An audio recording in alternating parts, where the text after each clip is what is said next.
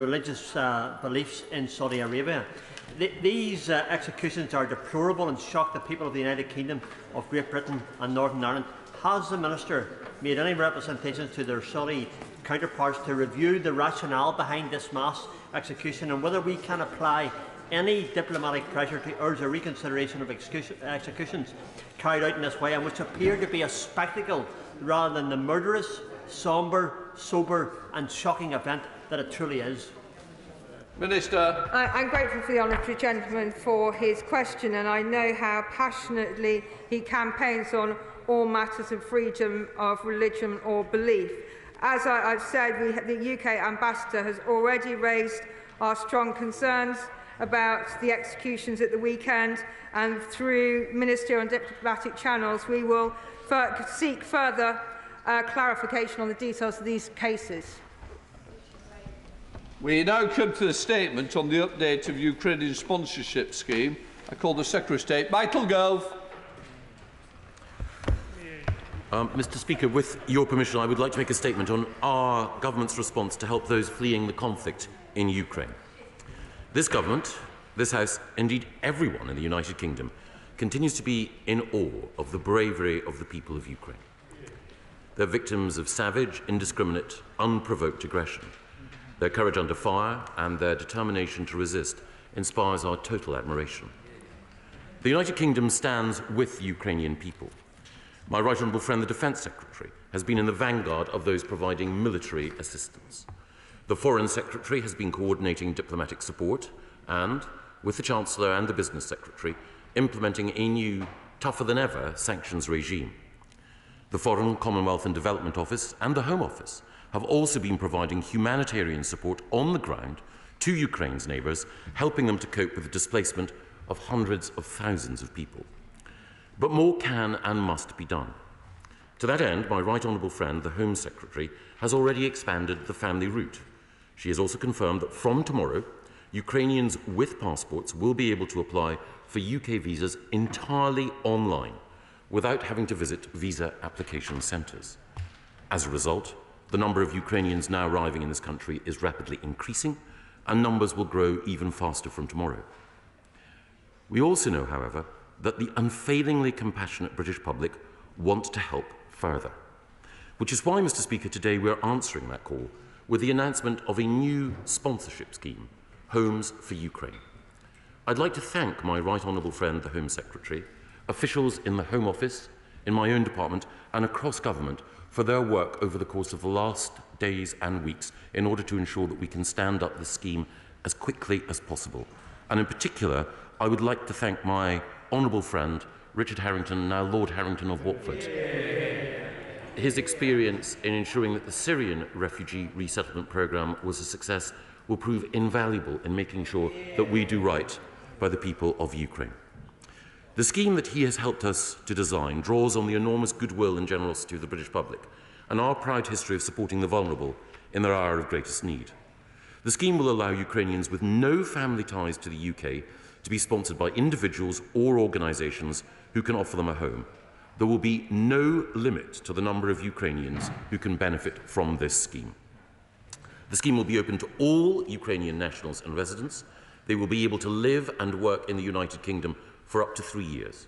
They will have full and unrestricted access to benefits, healthcare, employment and other support. Sponsors in the UK can be of any nationality with any immigration status, provided they have at least 6 months leave to remain within the UK. Sponsors will have to provide accommodation for a minimum of 6 months, and in recognition of their generosity, the government will provide a monthly payment of £350 to sponsors for each family whom they look after. These payments will be tax-free, they will not affect benefit entitlement nor council tax status. Ukrainians arriving in the United Kingdom will also have access to the full range of public services, doctors, schools and full local authority support. Of course, we want to minimise bureaucracy and make the process as straightforward as possible, while also doing everything we can to ensure the safety of all involved. Sponsors will therefore be required to undergo necessary vetting checks, and we're also streamlining processes to security assess the status of all Ukrainians who will be arriving in the United Kingdom. From today, anyone who wishes to record their interest in sponsorship can do so on gov.uk, and the webpage has gone live as I speak. We will then send any individual who registers further information setting out the next steps in this process. We'll outline what is required of a sponsor, and we will set out how sponsors can identify a named Ukrainian individual or family who can then take up each sponsorship offer. Because we want the scheme to be up and running as soon as possible, Homes for Ukraine will initially facilitate sponsorship between people with known connections, but we will rapidly expand the scheme in a phased way with charities, churches and community groups to ensure that many more prospective sponsors can be matched with Ukrainians who need help. And we are, of course, also working closely with the devolved administrations to make sure that their kind offers of help are also mobilised. I know that all concerned want to play their part in supporting Ukrainians who've been through so much to ensure they feel at home in the United Kingdom, and I'm committed to working with everyone of goodwill to achieve this. Mr. Speaker, our country has a long and proud history of supporting the most vulnerable during their darkest hours. We took in refugees fleeing Hitler's Germany, those fleeing repression in Idi Amin's Uganda, and of course those who fled the atrocities of the Balkan Wars. More recently, we've offered support to those fleeing persecution in Syria, Afghanistan and Hong Kong, and we're doing so again with Homes for Ukraine. We're a proud democracy. All of us in this House wish to see us defend and uphold our values, and to stand shoulder to shoulder with our allies, and to offer a safe haven to people who have been forced to flee war and persecution. The British people have already opened their hearts in so many ways, and are hopeful that many will also be ready to open their homes and to help those fleeing persecution find peace, healing and the prospect of a brighter future. And that is why I commend this statement to the House. We now come to Shadow Secretary of State, Lisa Nandy. Mr. Speaker, we were so relieved to hear the Secretary of State was going to announce a scheme to allow Ukrainian refugees a route to safety after weeks of delay. But a press release is not a plan.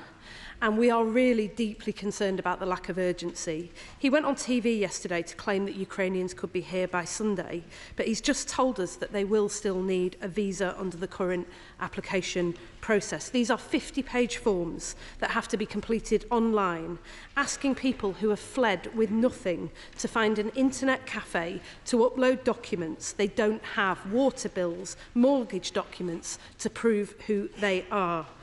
The Home Office has been incredibly slow in issuing these visas. As of this morning, only 4,000 have been issued. We are lagging way behind the generosity of other countries. We could simplify this process today. We could keep essential checks, but drop the excessive bureaucracy. He knows it. Why hasn't it been done?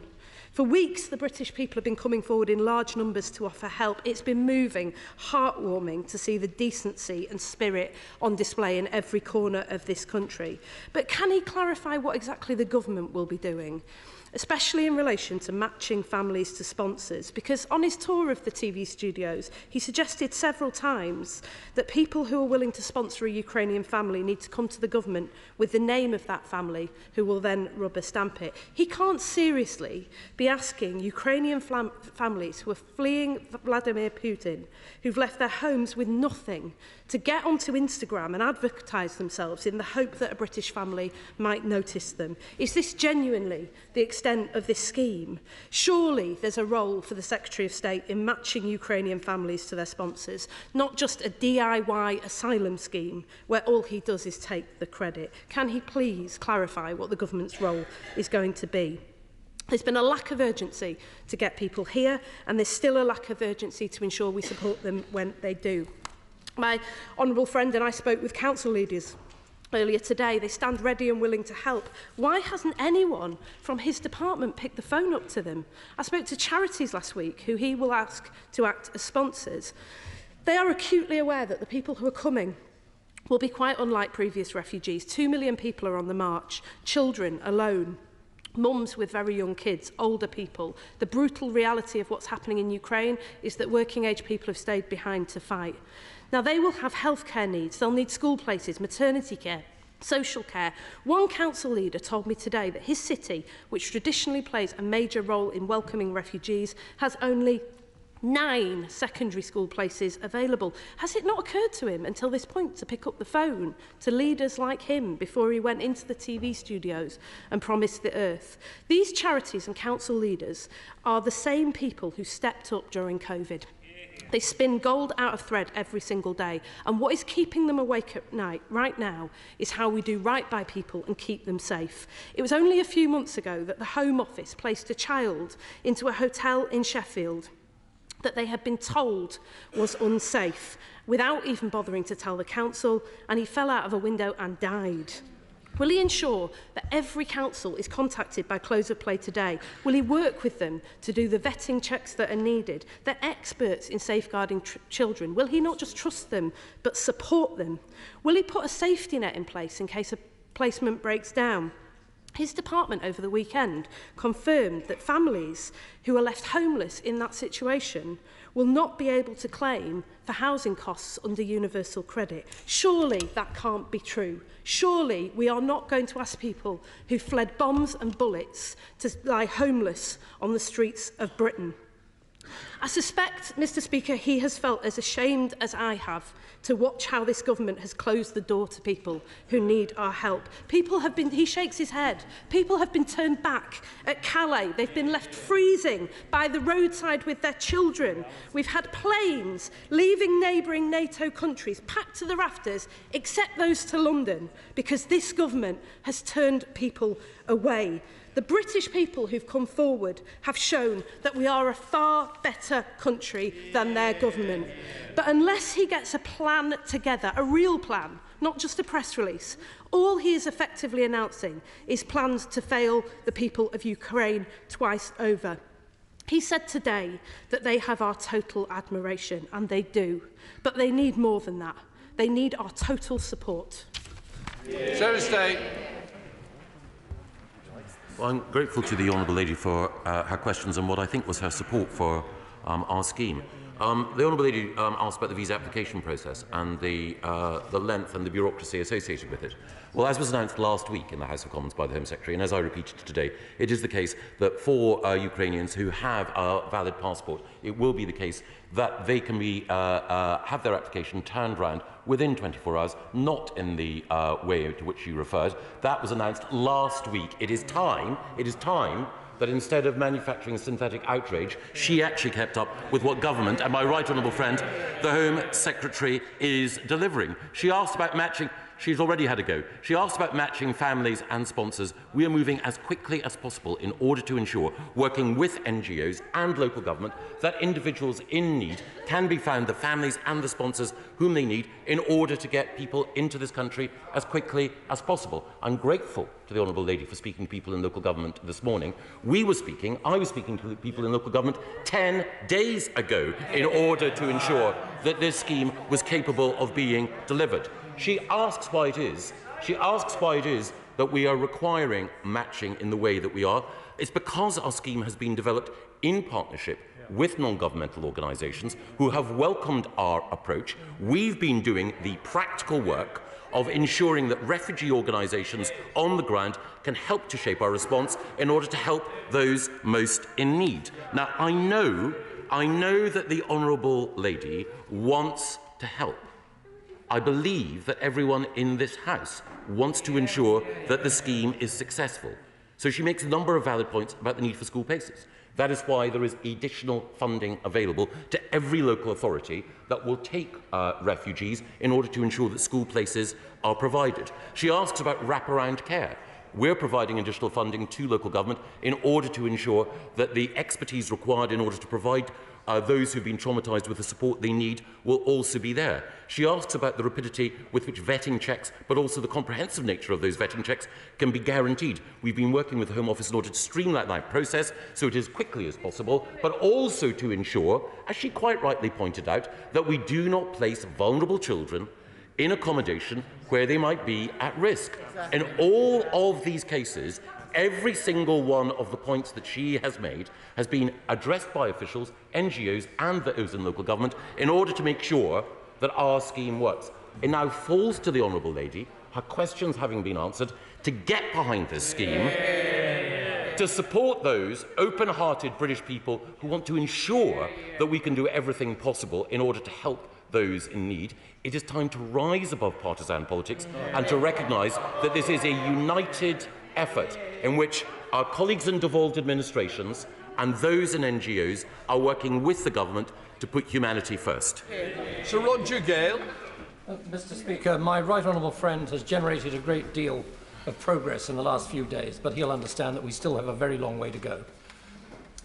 I don't want to bore the House or you, Mr. Speaker, with the experiences that I had in France last weekend, but I learnt a lot from them. I'd be very grateful because we need a meet and greet system, and there are other things that we need to put in place very quickly indeed if this is going to work. So would my right honourable friend or Lord Harrington meet with me either today or tomorrow to make sure that we can avoid some of the elephant traps that face us if we don't get this right? Yes, I'm very grateful to my honourable friend who, over the course of the last 10 days, has been in touch with me daily in order to outline offers of help from his constituents and others, a model constituency MP and a humanitarian. And Lord Harrington will meet my honourable friend tomorrow in order to make sure that we can operationalise those offers of help. We come to SNP spokesperson Stuart C. MacDonald. Thank you very much, Mr. Speaker. And can I start also by thanking people across the UK who have come forward with incredibly generous offers of accommodation and support for Ukrainians. And of course, we will do whatever we can to support this initiative. But we do very much regret that it is only phase 1 today. Things are still not going fast enough. And we will also continue to argue that the best response available to the government is to stop asking Ukrainians to apply for visas altogether. On that point, why are people accepted onto this scheme still going to have to apply for a visa as well? Yes, of course, some of these people may be able to apply online, but an online process is not necessarily a fast process either. On sponsorship, we welcome that people with limited leave to remain will now be able to be sponsors, but when does he anticipate that charities, churches and community groups can also play their part? He explained a little bit about the vetting processes, but how will sponsors be supported to undertake their role? And that's not just a question of cash. And what happens if a sponsorship does not work out? What move-on support will be available? On financial support, Mr. Speaker, will the £350 per month be available to sponsors such as community groups as well as to individuals? Does access to public funds mean full access, including the housing element of universal credit? And is there £10,000 local authority support per person, as was reported in the press? And what about the most vulnerable people, the orphans, the very elderly and the others who will never know about this scheme's existence, never mind how to apply? Can, for example, UNHCR refer someone onto this scheme or for resettlement? And what support would be provided in those circumstances? And finally, Mr. Speaker, what discussions has he had with the Scottish and Welsh governments about their request to operate as super sponsors, and will he endeavour to make that work? Well, I'm very grateful to the honourable gentleman for his questions, and I thank him for his support for the scheme. He makes the point about making sure that we can speed up all of the security and visa checks as quickly as possible. Well, as I mentioned earlier, my right honourable friend, the Home Secretary, has already acted in that regard. It is the case that from tomorrow, anyone with a Ukrainian passport will be able to apply online and should, thanks to a surge in the number of caseworkers in the Home Office, be able to have permission very quickly granted, turned round, a PDF will be sent straight to them. They can then fly into this country to a warm welcome. And it is the case as a result of that, that in our visa application centres, the surge of staff there will be able to deal with those individuals who, for whatever reason, do not have a passport or the capacity to secure one quickly, and that means that we can more quickly process the number of Ukrainians who wish to come here. As was pointed out earlier, 4,000 visas have been granted. The numbers are due to surge during the course of this week.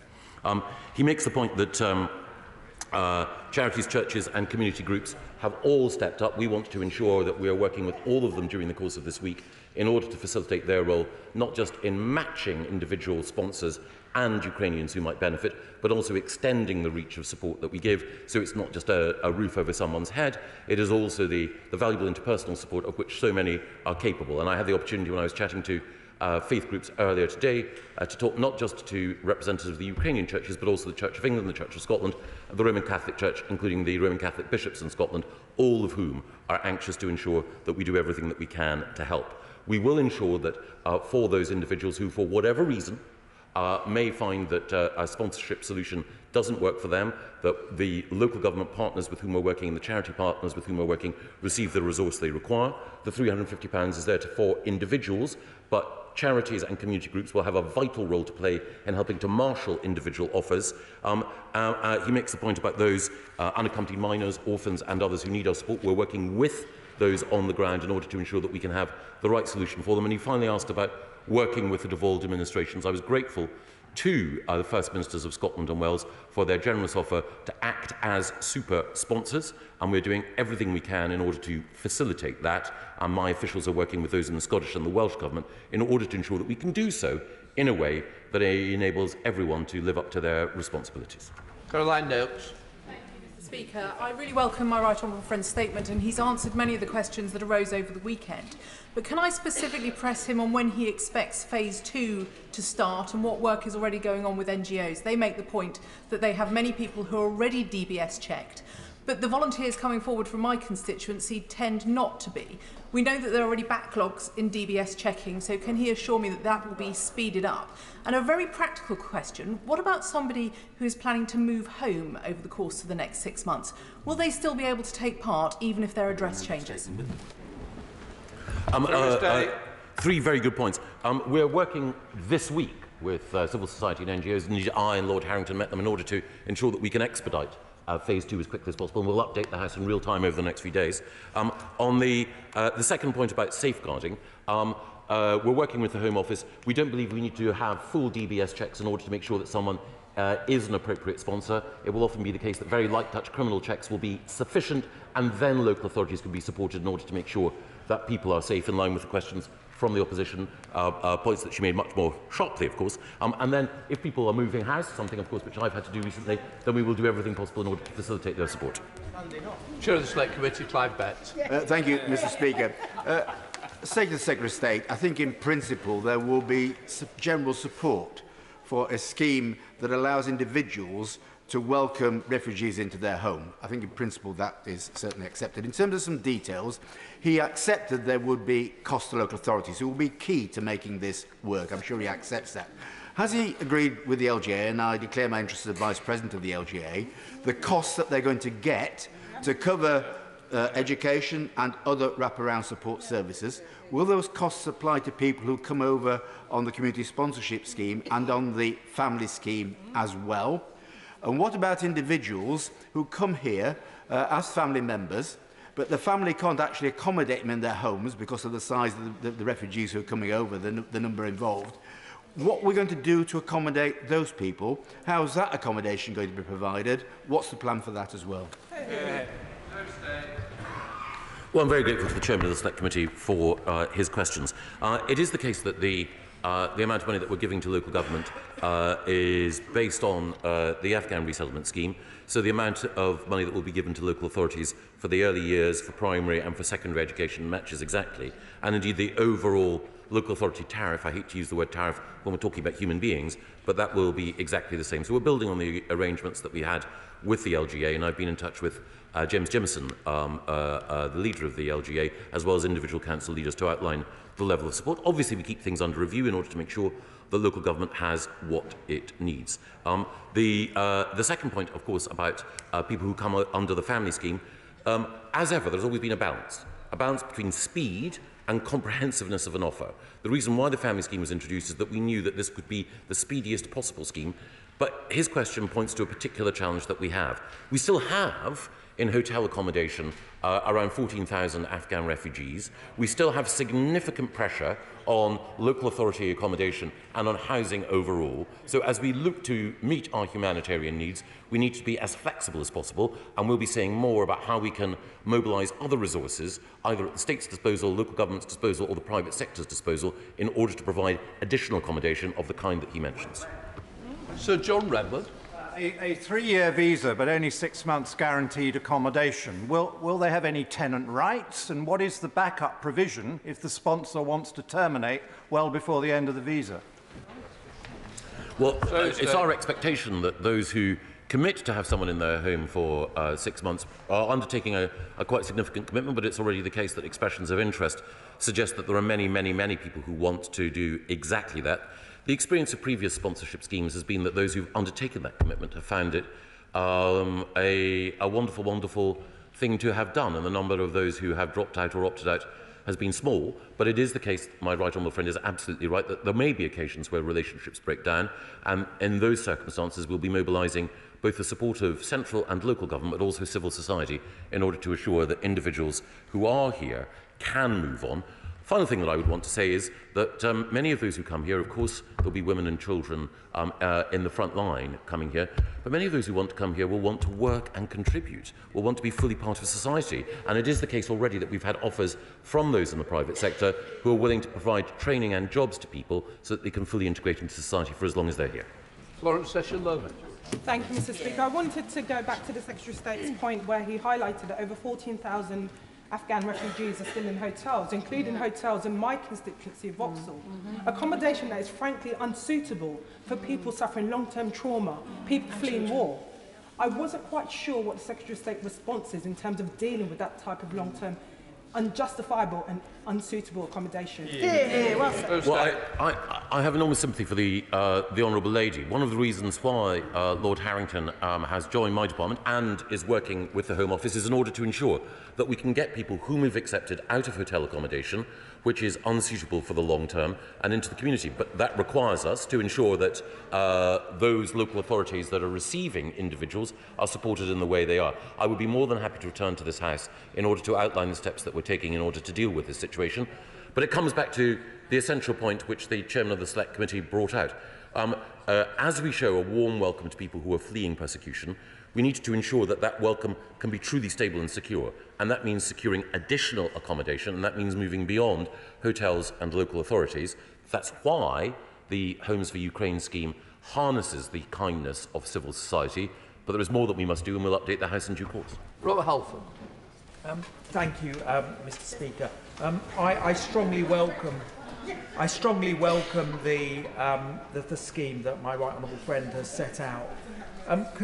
It was Nicholas Winton who said, if it's not impossible, there must be a way to do it. And could I ask my right honourable friend if he would extend the scheme or the imagination that he set out today to offer a make sure that Britain harbours a refuge for Ukrainian orphans who are able to come here and to work with Ukraine to bring them over and make sure that these children are looked after. Thursday. My right honourable friend makes a characteristically compassionate and acute point, and one of the areas of greatest difficulty is helping orphans and unaccompanied children. That is something that we need to do more on and will. Alistair Carmichael. Mr. Speaker, this is significant and welcome progress, even if I suspect it still does leave us somewhat short of our obligations under the 1951 Convention. But can the Secretary of State explain how this sponsorship scheme will interact with the rights of those who are already here, perhaps under a work visa? If their circumstances change, how will they then be able to obtain the same level of protection that will be given to refugees coming here under his scheme? Thursday. Well, I'm very grateful to the right honourable gentleman, and of course the scheme that we're introducing today is not perfect, but we hope to work with him and others in order to make sure that it is improved as it develops. One of the things that we want to do was to stress that anyone who's got 6 months residency in the UK can act as a sponsor, but he quite rightly draws attention to the fact that there are Ukrainians in this country, some of whom, for example, are students and others of whom are here under a position where they do not have indefinite leave to remain. We will seek to regularise their status. The Home Secretary and Lord Harrington, I know, are already on it. Jeremy Wright. Thank you very much, Mr. Speaker. I welcome very much the conduit for the immense generosity of the British public that my right honourable friend has set out. But as he's recognised, what a Ukrainian refugee needs is not just a home, but also the services that go with that home. And local authorities, as others have said, will be providing those. Can I ask him about the very substantial coordination challenges here? Not just between his department and the Home Office, though that's important, but also between the refugees who are already here from other places and the services that are being provided to them and those who will arrive from Ukraine, and the fact that under the scheme that he's described, where people will go is where there's a home for them, not necessarily where there is service provision for them, and he will need to ensure, will he not, that that service provision is indeed provided. Thursday.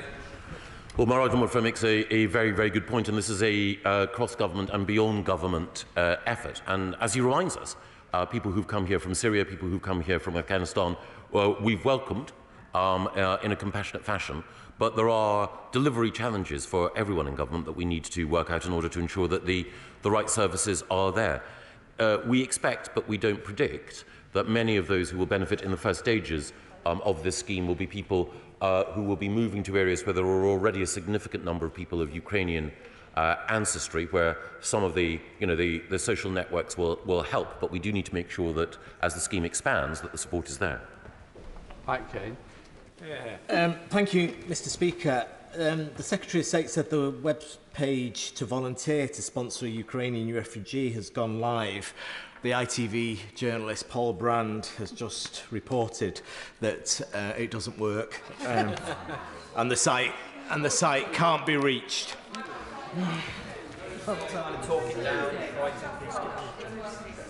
Well,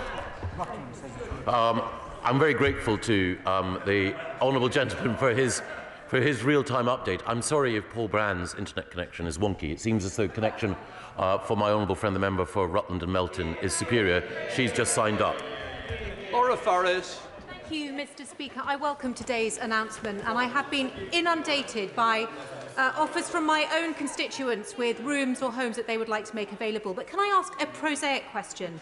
One or two of my constituents have asked about set-up costs, things like cots, children's beds, and I was wondering what steps my right honourable friend would take, either through his department or working with local authorities, to match up individuals with charities so that that initial equipment, clothes, all the things that families will need can be arranged at the start. Well, I'm very grateful to my honourable friend, and I know that she's already been working with her constituents in West Berkshire in order to do everything possible to support those who may benefit from this scheme. And it is the case that the charities, church groups and others with whom I and Lord Harrington have been in conversation over the last few days are already making the sorts of connections that she's been responsible for making in order to ensure that detailed practical help can be there for those who are acting so generously. Mary Kelly Foy. Thank you, Mr. Speaker. Like many, I was confused by the Secretary of State's suggestion that sponsors could match with refugees using Twitter and Instagram, which has raised a number of safeguarding concerns given the trauma that many of those people will have been exposed to. So can the Secretary of State confirm if refugees will have access to specialist support and that support that they need, and how will they be protected from exploitation in the UK? Here, Secretary of State. They absolutely will have access to that support.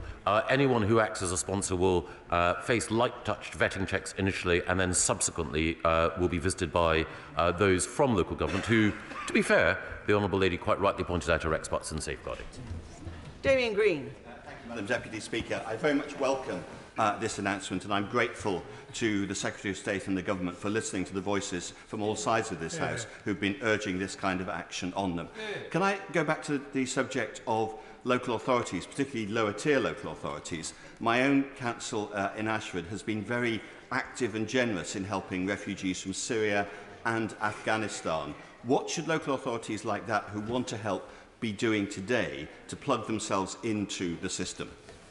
Secretary of State. Well, I'm very grateful to my right honourable friend, and he and the One Nation group of Conservative MPs helped in the development of our policy with some of the ideas that they shared with the department, and I'm grateful to him and his colleagues and individuals across the House who've played a collaborative part in that. The money that we are giving to local authorities will go to lower-tier local authorities, and I will ask my department to ensure that in Ashford and elsewhere, and through the good offices of the LGA, local authorities know how to access the resources that they need.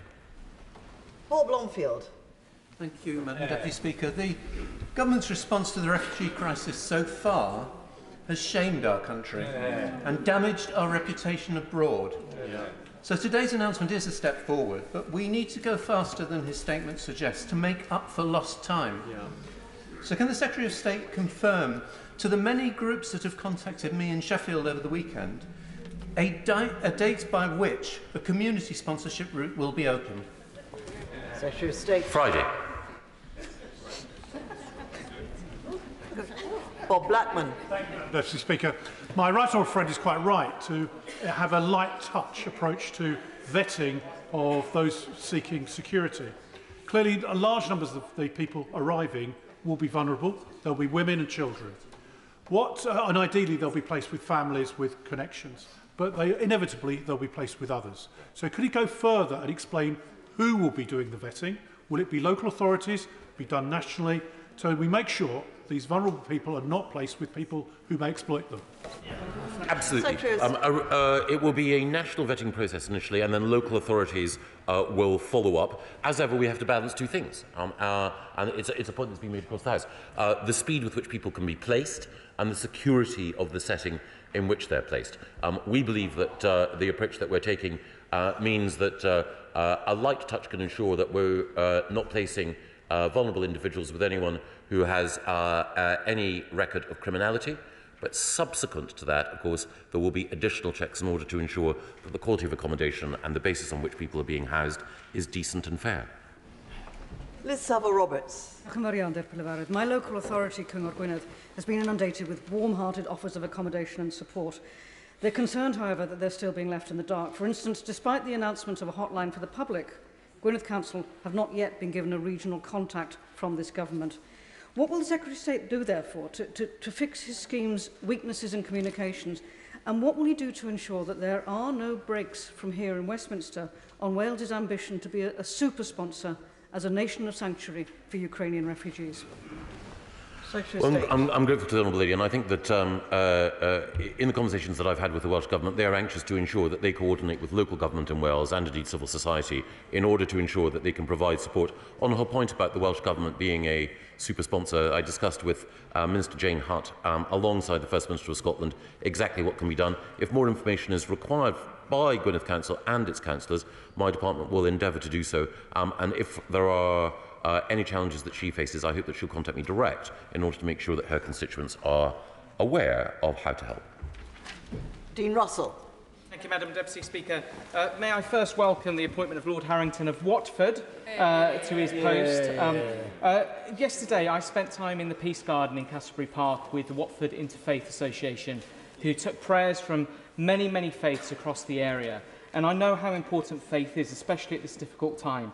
So can my right honourable friend please set out the steps his department is taking to work with Ukrainian people and the religious organisations here in the UK so we can support them spiritually as well as physically? Well, I'm very grateful to my honourable friend. People of all faiths and none have stepped up in order to demonstrate their support for those fleeing persecution. In particular, I'd like to thank representatives of Ukrainian churches here in the United Kingdom, and in particular Bishop Kenneth Nowakowski, who I know has been talking to the Minister for Faith, my honourable friend, the member for Saffron Walden, and thanks to his direct intervention and her direct intervention, a number of Ukrainian-speaking priests were able to come into this country at an accelerated rate in order to ensure that we provided the pastoral care for which the Ukrainian community was so keen to see. Tanmanjit Singh Dassi. Thank you very much, Madam Deputy Speaker. As with previous refugee crises, the government's response to the Ukraine crisis has, quite frankly, been pathetic, revealing the true extent of the callousness within this government's hostile environment policy. And the only reason, by the way, that we're having such a statement, which in itself is wholly inadequate, is because the government has been dragged kicking and screaming by the opposition, the media and the good British people who have said that this debacle simply doesn't represent us. We are much better than this. But I want to press the Secretary of State on a case of my Slough constituents. There is a 15-year-old Ukrainian girl currently in Poland who has had to leave behind the death and destruction and her parents and her brother in Ukraine. Her only family outside of the Ukraine is in the UK. They have tried their level best to bring her here. However, the government shamefully have said that she is ineligible for the Ukraine family scheme because she isn't considered to be a close enough relation. Instead preferring for a vulnerable child to fend for herself. So, Secretary of State, what can my constituents do to bring this young girl to safety? Just before the Secretary of State answers that question, the honourable gentleman knows that it was far too long.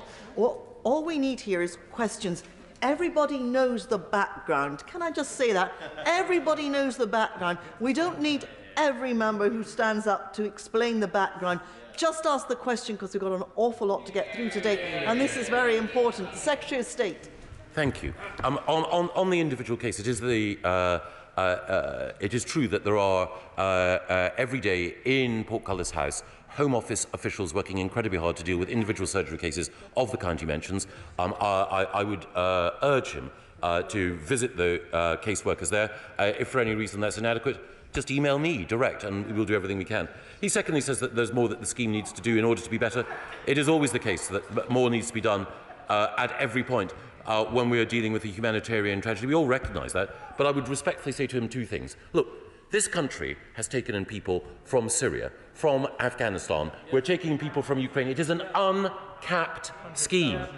We're going to disagree politically and all the rest of it, but I'm just had it up to here with people trying to suggest that this country is not generous.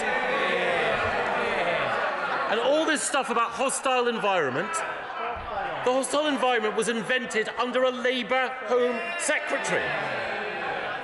So can we just chuck it when it comes to the partisan nonsense and get on with delivery? Tim Lawton. Me? Oh.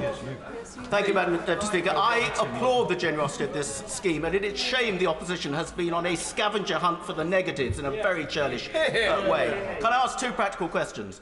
There are some people who don't have accommodation free for the whole of the year, when they've got students who've gone off to university, for example. Will there be a scheme whereby there can be shared responsibility to take on family members? And secondly, for businesses who want to sponsor work placements, I have many in the hospitality industry in Worthing who want to bring in chefs and things like that. How will they go about that? Because it needs to be done locally, because it's no good offering a job to somebody in a restaurant in Worthing if they've been placed in a home in Sunderland. That's a very good point. Well, I'm really grateful to my right honourable friend for the points he makes. And yes, we will work with him and with others who are making business offers in order to provide people with the jobs and support that they need. And I'm very grateful to him for the work that he's already done and continues to do to help the most vulnerable who are fleeing persecution. Brendan O'Hara. Deputy Speaker, I have been humbled by the response of the people of Argyll and Bute who have contacted me already to offer accommodation to fleeing Ukrainian refugees. Similarly, having met with the Chief Executive of the Council on Friday, I know that they too stand ready to play their part, as they did magnificently when the Syrian refugees found shelter in Argyll and Bute, having also fled Putin's bombs. But can they tell me, will the local authorities be allowed to be sponsors for refugees themselves under the terms of this scheme? Well, I'm very grateful, and the honourable gentleman is absolutely right. Local authorities and people across Scotland, and the welcome that they showed to Syrians fleeing persecution and the willingness that they are showing to help Ukrainians fleeing persecution, it's great. And he's absolutely right. People in Argyll and in island communities have already done so. Well, what we're hoping to do with the Scottish Government is allow the Scottish Government to be a super sponsor and then to allow them to work with local authorities in Scotland. That's what's been put forward to us as the best way forward by Scottish Government ministers. It seems sensible to me. We just need to try to make it work. Mark Harper. Thank you very much, Madam Deputy Speaker. I strongly welcome the scheme my right honourable friend set out, but can I urge him to make sure that any of the safeguarding and checking measures remain proportionate? As Conservatives, we generally believe people can make decisions for themselves and and I agree that with unaccompanied children, safeguarding is critical, but let's not get the state in the way of the generous response from the British people and make sure those checks are proportionate to the risk. Let the British people respond in the way that they already have. Secretary of State. Well, I'm very grateful to my right honourable friend. It's a very common sense perspective which I completely share. Marcia de Cordova. Thank you, Madam Deputy Speaker. My constituency has a proud record of welcoming refugees. But of those families that will require settlement here, there will be some where there would be an adult with a disability or a child with a disability, and they will have very specific needs and require specific support. So can the Secretary of State confirm, because his statement didn't allude to any of the specialist support that will be available, will there be specialist support available, and will there be additional funding for them? Very, very important point, and I know what a passionate and effective spokesperson she is for those living with disabilities, and absolutely, we will work with local government in order to make sure that the support is there for women, children and others fleeing persecution, many of whom will be living with disabilities and will need additional support. Greg Smith. Thank you, Madam Deputy Speaker. I warmly welcome my right honourable friend's statement. I know Buckinghamshire Council stands ready to do all they can to support and give a warm welcome with good services to Ukrainian families coming to Buckinghamshire under this scheme. But to assist them with their planning, Can the Secretary of State confirm whether funds made available to local authorities will just be for local authority services, or will councils have to have a dual function of commissioning services from the NHS, Academy Trust in schools, etc.? Thank you. The funding that we will make available will cover general local authority costs. There will be an additional supplement for education for the early years for primary school and for secondary schools. But we are working with Martin Tech, great local council leader, and others in order to ensure that any specific additional support that may be required is tailored appropriately. Barbara Keeley. Thank you, Madam Deputy Speaker. Just some questions for clarification, Secretary of State. Charities like Refugees at Home arrange hosting of refugees following a visit from a referrer or a home visitor who assess the potential placement and liaise with potential hosts. Is that the role in the scheme that the Secretary of State envisages for charities like that? Because he mentioned churches and he mentioned charities and he mentioned community organisations. The third sector, I believe, is ready to help and has always stepped up, but it's not easy when they've already given such a lot during the pandemic. So would such charities be properly supported financially to help them expand the work they do quickly? Yes, on the first point, can I say that Refugees at Home has done an amazing job in helping to support the existing sponsorship route, which, as colleagues across the House have pointed out, admirable as it is not appropriate in its own limited way for what we are doing now. And we've been talking to charities over the course of the last 10 days in order to make sure that we learn from them about what level of support may be required. And of course, if it's the case that there is more capacity building that is needed within the third sector, then we stand ready to do that. But we've been working with Reset Communities, Citizens UK, the Sanctuary Foundation, the Red Cross and others in order to make sure that we can support them. Dr. Julian Lewis. Thank you, Madam Deputy Speaker. May I ask for an official point of contact with a very valuable resource, an organisation called the Council for At-Risk Academics, which has not only been rescuing scholars from dictatorial regimes since 1933, but which coordinates sponsorship from a whole network of universities. So the main danger is a disconnect between the work they can do and the new sponsorship organisation and admission organisation. Can we have an official point of contact for CARA? Yes, I'm hugely grateful, and I was able to talk to a leading academic at Manchester University earlier today who's working in a very similar field. And I will make sure that my Right Honourable friend is put in touch with an appropriate official contact in my department. And either I or Lord Harrington will be back in touch with my Right Honourable friend in the next 24 hours. Gavin Robinson. Thank you very much, Madam Deputy Speaker. I think the media contribution yesterday and the statement this afternoon has spurred on optimistic aspiration for those in my constituency and across the United Kingdom who wish to help. Will the Secretary of State dedicate a hotline for parliamentarians like us who want to iron out the cracks for individuals to assist them and ensure, particularly in Northern Ireland, because we've heard of Wales and we've heard of Scotland and we know the political situation isn't as fertile as we would like it to be in Northern Ireland, that he is confident that schools, hospitals and housing will be made available, knowing, as he does, that they don't rest within local government? No, absolutely, and 2 points. One, we know the political situation in Northern Ireland, but we did have an opportunity to talk to Jane Brady of the Northern Ireland Civil Service in order to make sure that Northern Ireland was fully looped into this approach, and both the Secretary of State and the Minister of State in the Northern Ireland Office are committed to doing everything to help. And it will be the case that Lord Harrington will be holding regular surgeries for members of Parliament from all parties who wish to help and mobilise local resource. Siobhan Bailey. Madam Deputy Speaker, the people of Stroud are extremely big-hearted and they want to help in as many ways as possible, so we really welcome this innovative scheme, which I understand is the first of its kind anywhere. This offer is, however, complex with many moving parts, and as my right honourable friend said, many refugees coming here will be mothers and women with children. So can he confirm that he's working with the DWP to make sure they're ready to assist with benefits and also childcare options, because we know many of them will want to work and the jobs are actually there? Thank you. Well, my honourable friend is absolutely right, and the Secretary of State at DWP has been working with the team incredibly energetically to provide the basis of such support. Dame Diana Johnson.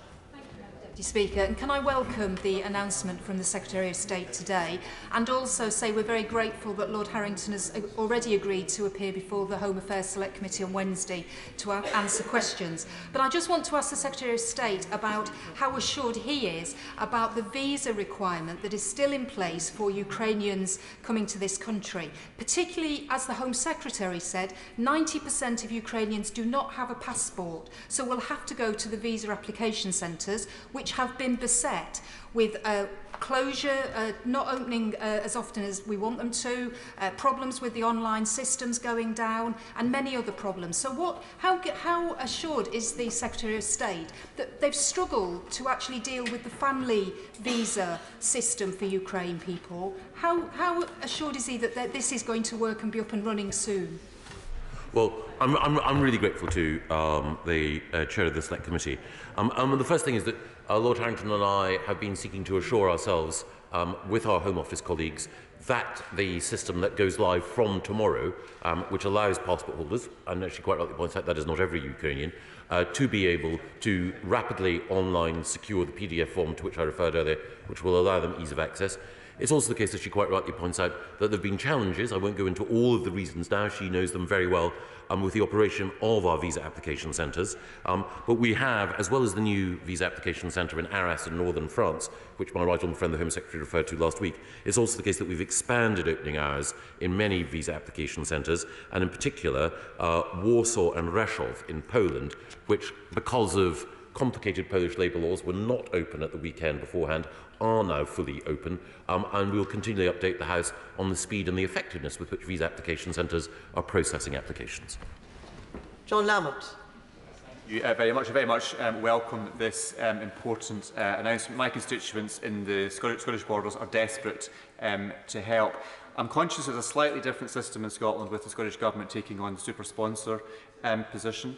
So can the Minister reassure me that his officials in the Department will work with Scottish Borders Council and the Scottish Government to ensure that the system is seamless and those people wanting to help are provided with the help, and families coming to this country are supported in every way possible? We absolutely will, and the scheme that goes live this week, of course we're working with the Scottish Government. The scheme that goes live this week allows individuals anywhere in the United Kingdom to offer to act as a sponsor, and we've explained to the Scottish Government that we just want to crack on. Kevin Brennan. Thank you, Madam Deputy Speaker. Britain and Ireland are both surrounded by water. Neither of them are part of Schengen, and yet Ireland has taken 3 times the number of Ukrainian refugees that Britain's taken, despite having a population 13 times smaller. Why? I'll never criticise the Irish Government. Steve Bryan. It is back, Madam Deputy Speaker, and it's welcome, as is the expansion of the family scheme and the new sponsorship scheme, which my right honourable friend will know I was very impatient to see last week. Certainly the 1,700 people, 1,700 of us who stood together in Winchester Cathedral on Saturday with prayers for Ukraine are very appreciative of this. The phased response, I think, is sensible. We can't let the perfect be the enemy of the good. We have to get this up and running. Is there a trigger or a timeline that my right honourable friend is working to for when the charities and the church groups can get into this, please? As quickly as possible, not least because of the impassioned advocacy of my honourable friend. Adam Kaiser.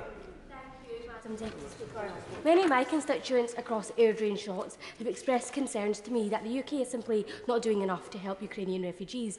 But this government, of course, has formed. Whether that's refugees from Syria, Afghanistan or Ukraine, this Tory government has a tendency to draw red tape and shy away from its moral duty. But I have a specific question from today's statement. The Secretary of State in his answers kept referring to a warm welcome, and that, of course, was the name of the scheme designed to help Afghans.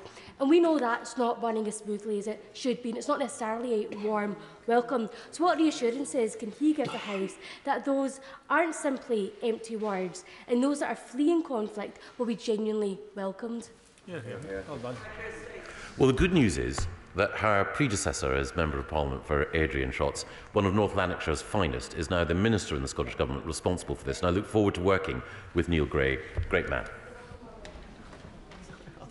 Alicia Cairns. Thank you, Madam Deputy Speaker. I thank my honourable friend, for his hard work to operationalise this system. It will provide a stable place of refuge rather than leaving them in hotels for too long. And I know the people of Rutland and Melton will join me in opening their hearts and their homes. But my ask is that we do all we can to ensure the most vulnerable come here, because that is not always those with contacts in the UK, and is most likely those trapped in the East. So please can you reassure me we will focus our efforts on those most in need. The very good points from my honourable friend. My honourable friend, the member for Winchester, said we must make the perfect the enemy of the good. This scheme is not perfect, but what we are trying to do is to make sure that we can move as rapidly as possible. That's why named sponsors are being deployed. That means we can get people into homes. Again, we know that there are pressure on other accommodation, but we will be saying and doing more in every day that comes. Debbie Abrams. Deputy Speaker, I also welcome this scheme, and I know my constituents of Alderman Saddleworth have also been contacting me about what they can do in providing such a accommodation and so on. But can I gently remind the Secretary of State that there are still thousands of women activists, prosecutors, judges and others in Afghanistan who are still waiting to hear from the Afghan resettlement scheme. Will this type of scheme include them in a further rollout? I thank the Honourable Leader, and I do appreciate the pressure on the Afghan resettlement scheme. When it was set up, it was going to be 20,000 people in this year, and then to be extended. We're working with our partners, and part of Lord Harrington's new responsibilities include ensuring not only that we get those who are currently in hotel accommodation into more settled accommodation, but also that we live up to our obligation to others. Bob Stewart. Thank you, Madam Deputy Speaker. Could I ask my right honourable friend if any consideration has been given to perhaps an advance office on the Ukraine-Polish border where people could go to and get advice and possibly some help to get to the UK, and possibly in combination with those extremely good NGOs, particularly the International Committee of the Red Cross and the UNHCR. Putting them all together, right on the border, would really help people coming through who don't know what to do. Well, my honourable friend has a distinguished record when it comes to helping people in conflict areas, and of course I'll work with the Home Secretary in order to ensure that our resources on the ground are positioned appropriately. Stuart Hosey. I've spoken with senior councillors in Dundee over the last week, and the City Council remains open and willing to take and accommodate Ukrainian refugees. I also heard what the Minister said about working closely with the devolved administrations who wish to become super sponsors. Given Scotland and Wales, their governments, know far more than I do or the Minister does about their capacity and the capacity of their local governments, why does the Minister not simply allocate substantial numbers of Ukrainian refugees to Scotland and to Wales and let them get on with the job of providing sanctuary? That's what we want to do.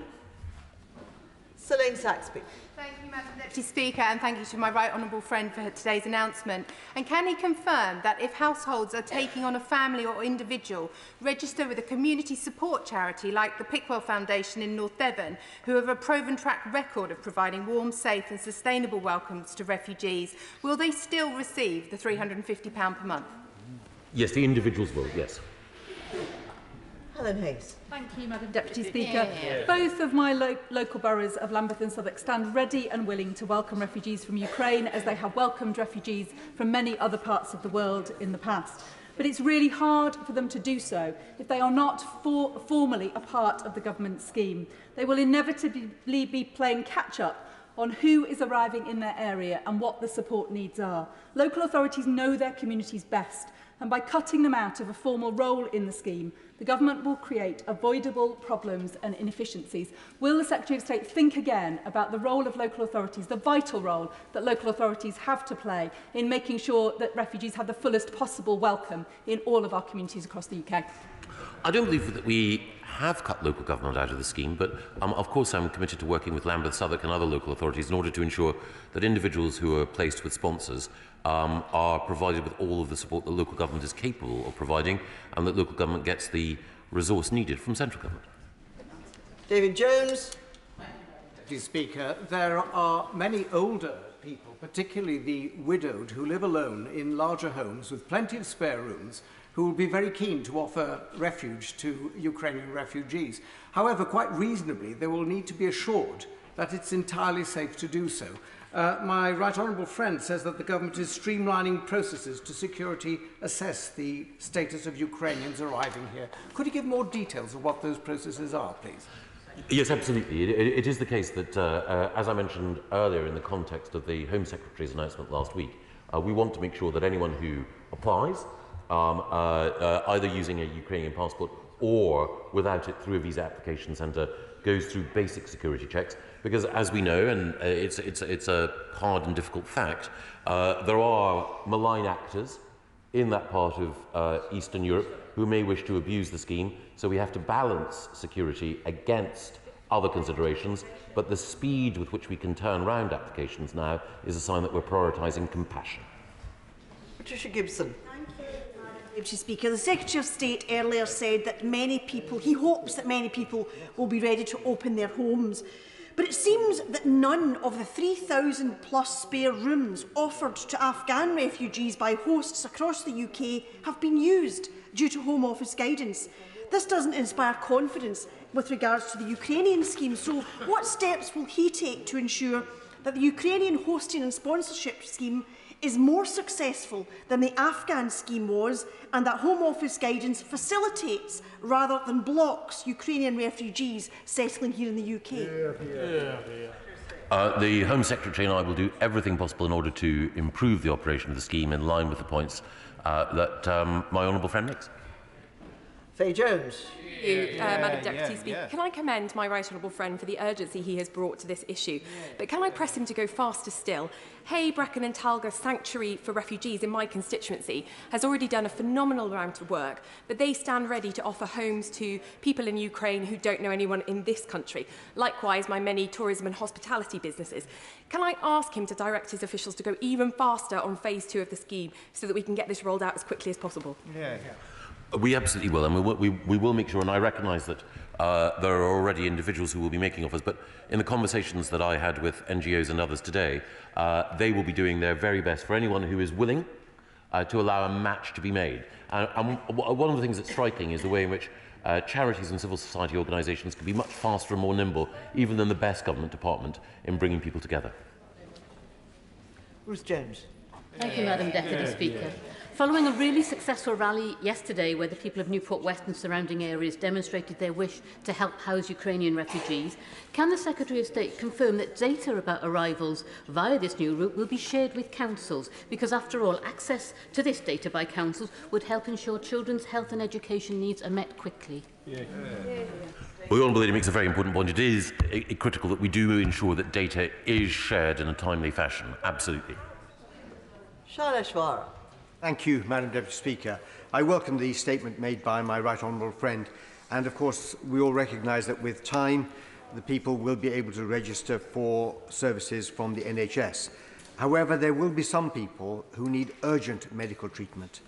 Would he kindly ensure that he liaises with his counterpart, the Secretary of State for Health, to ensure that those who do need urgent health do get it, even though they may not have an NHS number? My right honourable friend makes a very important point, and I have to say that the Secretary of State for Health has moved with amazing speed in order to provide support to some of the most vulnerable. I know the Secretary of State for Health was talking to the Ukrainian ambassador earlier today about what more the NHS might be able to do, and we will absolutely act in that spirit. Alan Dorrance. Thank you, Madam Deputy Speaker. Good afternoon. Madam Deputy Speaker, has the United Kingdom Government set a cap, either actual or notional, on how many refugees we will take from Ukraine? And if so, how was that, or how will it be decided? We'll do everything possible to make sure that the Scottish Government is satisfied. Dr. Ben Spencer. Madam Deputy Speaker, and I very much welcome the announcement from my right honourable friend today. Going back into safeguarding of vulnerable refugees, I listened very carefully to what he said about checks on historical and ongoing checks in terms of safety. Who will do the ongoing checks in terms of refugee safety? Local government, who are experts in safeguarding. Beth Winter. Thank you, Madam Deputy Speaker. The First Minister of Wales, Mark Drakeford, said this weekend that visas shouldn't be necessary, as they're not necessary in the European Union. And indeed, he, along with his Scottish counterpart, has called on UK Government to waive visa requirements. This morning, the Chief Executive of the Welsh Refugee Council has described the scheme as not a humanitarian response, particularly when compared to other European countries who have accepted hundreds of thousands of people. And she describes the scheme as quite disheartening, indeed shocking, quite frankly. So will the Secretary of State look again at this heartless visa requirement scheme, which is so out of touch with the people of Britain and indeed the devolved nations, and please put people first instead? Well, I'm sorry that she feels as she does. I should say that when I was talking to representatives of the Refugee Council earlier, one of the representatives said, as we unveiled the scheme, that they took their hat off to the government because they were so pleased with what we've done. Now, they wanted to go further, and as I acknowledged earlier, the scheme is not perfect, but we have to balance speed with breadth, with comprehensiveness, with safety, with security, and with other considerations. But I'm grateful for her question, because I can update the House to say that since the website went live less than an hour ago, 1,500 people have already registered through the scheme in order to provide support. Simon Jupp. Thank you, Madam Deputy Speaker. I'd like to thank my right honourable friend on behalf of East Devon for this Homes for Ukraine scheme. I've already received countless offers of accommodation from our generous towns and villages in East Devon. Could my right honourable friend, though, outline the safeguarding measures in place for both sponsors and refugees? Well, I'm grateful to my honourable friend, and he's right. First of all, we need to have a light touch approach, which means that individuals who come forward can be, we can be certain that they don't have any record of criminality. Then, subsequent to that, local government, including the excellent council in East Devon, can visit in order to ensure that accommodation is right. And then the checks that we're placing on people coming into the country, as we touched on earlier, are there in order to ensure that a very small, tiny minority of bad actors, but some of whom can be particularly exploitative and malignant, are kept out, so that we can ensure that the scheme works for those who genuinely need it. Carol Monaghan. Thank you, Madam Deputy Speaker. Can I press the Secretary of State again on the question that my honourable friend asked? Is there going to be a cap on the number of Ukrainians allowed into the UK? And can I also say, if my constituents register today for that scheme, how quickly can they expect to have Ukrainians in their house? Well, first of all, there's no cap overall on the number of people who can benefit. Secondly, the Scottish Government, as I mentioned earlier, has suggested that they could act as a super sponsor for 3,000, and we're working with them. And then on the particular point, if one of our constituents registers today, that means they can be updated. Come this Friday, it could be the case that they and a named Ukrainian can complete that form. As soon as that form is completed, there'll then be a turnaround in order to make sure that the security checks on both sides are safe, and that should mean, God willing, that there can be Ukrainians coming to Glasgow in just over a week's time. Rachel Hopkins. Thank you, Madam Deputy Speaker. Luton welcomes refugees, and we stepped up to welcome many Afghan refugees, as well as our community now stepping up to support our Ukrainian residents and refugees. However, we still have far too many families of the Afghan refugees who are in hotels still in Luton, and there is a great deal of pressure on our housing system. So can I ask the Secretary of State what plans and measures are in place to support families moving into longer-term housing, and would there be consideration of the £350 a month scheme for other refugees, which might be more culturally appropriate? At least two very important points there. On the first, of course we need to move faster to move people from hotel accommodation into more suitable long-term accommodation. But there are constraints. I'm not criticising anyone, it's just there are constraints in Luton and elsewhere. And that's why we need to think about how we can find and indeed secure more suitable accommodation. We've done amazing work. My honourable friend has done amazing work in making sure that homeless people, some of whom were originally from Eastern Europe, are off the streets and in secure and safe accommodation, but more must be done. On the £350 payment, it's been designed to support people who are offering up their own homes, but let's see how it goes and let's see what more we can do in the future. Alan Brown. Thank you, Madam Deputy Speaker. Bryce Cunningham of Mosgiel Farm in my constituency has already done a fantastic job organising aid out to Paul's charity.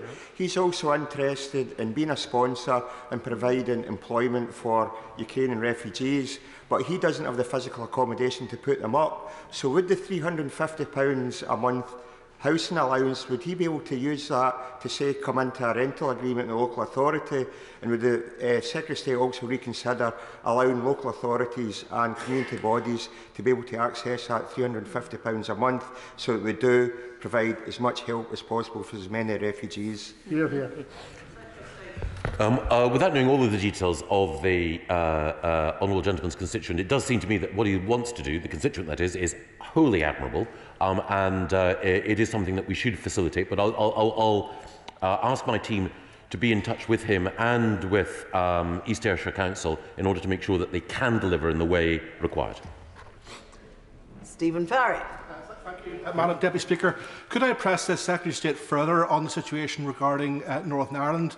Maybe ask him to clarify, for example, does the registration work at UK level or local level, the matching at the UK level, the vetting, and how do Northern Ireland departments access resources? Will it be a bar consequential, or will they apply for a grant from the UK government?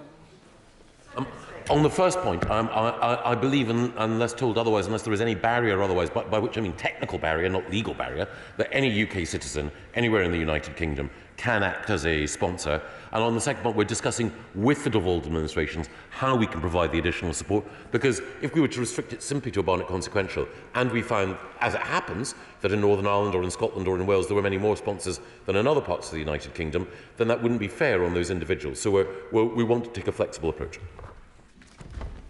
Thank you. I thank the Secretary of State for thoroughly answering a large number of important questions. We now come to the programme motion for the dissolution and calling of Parliament Bill. It's programme number 2, to be moved formally. The question is, as on the order paper, as many as that opinion say aye. Aye. Of the contrary, no. I think the ayes have it. The ayes have it. So the clerk will now proceed to read the orders of the day. Dissolution and calling of Parliament Bill. Consideration of Lord's amendments. No, I've seen that. I call the Minister to move the motion to disagree with Lord's Amendment 1. Thank you very much indeed, Madam Deputy Speaker. And I beg to move that this House disagrees with Lord's Amendment number 1. This bill, Madam Deputy Speaker, has now had its passage through the other place, where it was carefully scrutinised. However, the bill was amended in only one respect, and that was to seek to retain a role for this Honourable House over dissolution. The amendment from the Lords provided that the Prime Minister could only request the sovereign exercise the revived prerogative powers to dissolve and call Parliament when this House agrees a motion. And the motion would have been that this present Parliament be dissolved. Now, Madam Deputy Speaker, this amendment would, of course, create an untested hybrid system, imposing statutory arrangements on top of the prerogative system that existed prior to the 2011 Act. And these statutory constraints would undermine the flexibility that characterises for generations the pre-2011 arrangements, which of course the government wants to reinstate. And so, with respect, the government firmly disagrees with the amendment. In fact, the government, in a moment if I may, I'll just say this, Madam Deputy Speaker, the government and the opposition both committed in their manifestos, no less, to repeal the Fixed Term Parliaments Act. And this amendment, by their Lordships' House, would repeal the Fixed Term Parliaments Act, but only to retain one of its fundamental flaws. That is not our wish, it is not our intention, and it is not the commitment that we made to the electorate.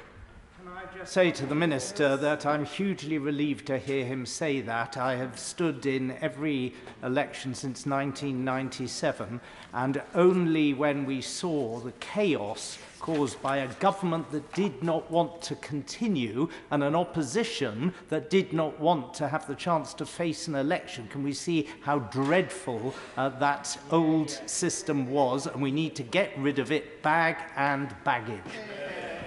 I agree with the Right Honourable Gentleman, and of course there's a good reason why that Parliament, the 17 to 19 Parliament, is referred to as the zombie Parliament, and he's quite right, of course.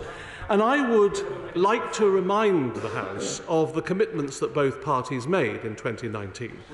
On our side, we committed, of course, to repealing the Fixed Term Parliaments Act. Yes. And would the Minister confirm that if we dismiss this Law's amendment today, the courts will not have a role in fixing elections? Because surely that is a matter for us, answerable to the electors. He's quite right that, of course, it is not productive, and in fact it wouldn't be in the interests of the judiciary themselves, I would submit to this House, for the courts to have such a role.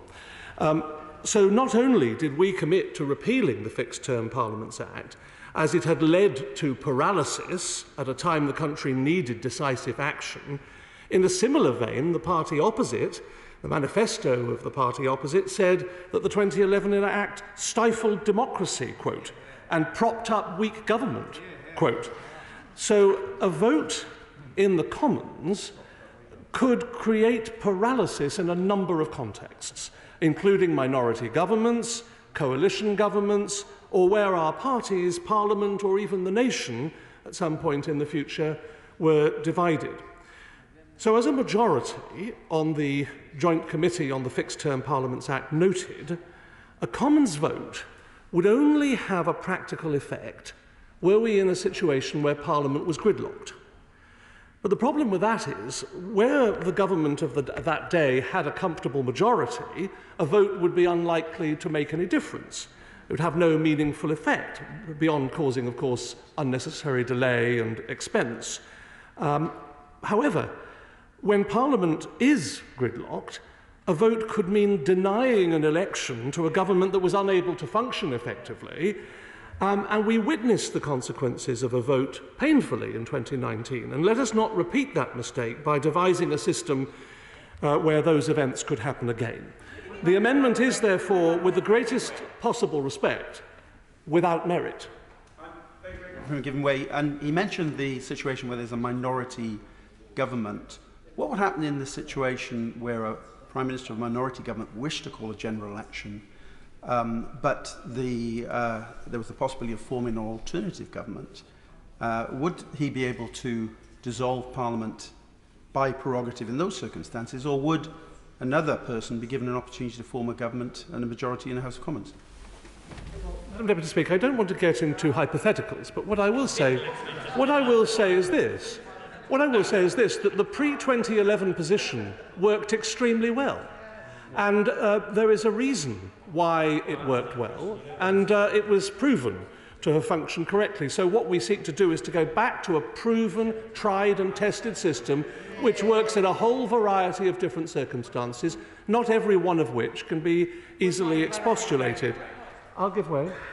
I'm grateful to my right honourable friend for giving way. And does he share my disbelief at some of the opposition to the Minister's current position in recalling the chaos that led to the last general election and the frustration by the public where Parliament seemed to lose, in many people's eyes, the respect of the population? Good constitutional practice involves protecting the integrity of the legislature, the executive and the judiciary. And in our view, the proposals do that. This amendment would not do that. And so I agree with what my right honourable friend says. And I think, yes, I'll give way. I thank my right honourable friend for giving way. I sat on the joint committee on which reviewed this Act, and we spent very long, productive and interesting hours looking at it. But would you agree with me that it is really unproductive to look at our future arrangements in the context of what happened in 2019, just as it is to look at them in the context of what happened in 2010. And that the beauty of our system must be that our constitution must be allowed to flex. Those were particularly unique circumstances in 2019, and we shouldn't let them affect what happens going forward. She is completely right, and in fact, it is very difficult. It is very difficult to, of course, expostulate on all the different scenarios that may occur in the future, and so it's best to avoid that. But we know what had worked well, and that is the status quo ante the 2011 Act. I'll just make a little progress, if I may, because I'm conscious of the time. Now, as I say, we've experienced the consequences of a statutory scheme, and we know what happened in 2019, but this amendment is also dangerously silent on critical questions of implementation, and it is likely to have undesirable consequences for our constitutional system. For example, it is likely to have negative consequences for the fundamental conventions on confidence. The privilege, Madam Deputy Speaker, to request that the sovereign exercise the dissolution prerogative is an executive function enjoyed by virtue of the ability of the government to command the confidence of the Commons. That's the alpha and omega of everything, and this should not be unduly constrained by any sort of prescriptive parliamentary process